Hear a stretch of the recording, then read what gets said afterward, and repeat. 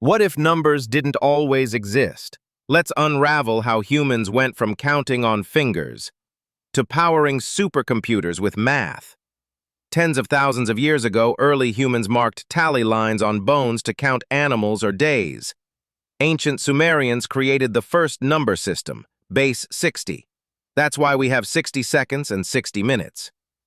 Egyptians used symbols for numbers and massive calculations to build the pyramids with mind-blowing precision. Then came the Greeks, introducing mathematical proofs and geometry. Hello, Pythagoras and Euclid. But something was missing: zero. It didn't exist until Indian mathematicians invented it around 5th century. The idea of zero changed everything. Now calculations became faster, cleaner, and way more powerful. Arabs preserved and improved math, introducing algebra. Al-Jabr literally means reunion of broken parts.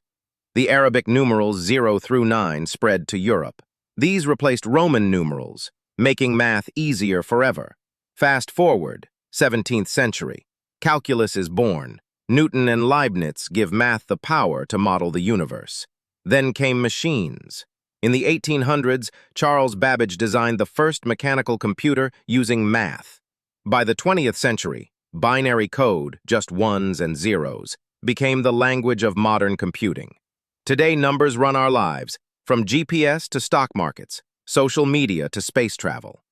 But behind every number lies a story, from carved bones to code that powers the world.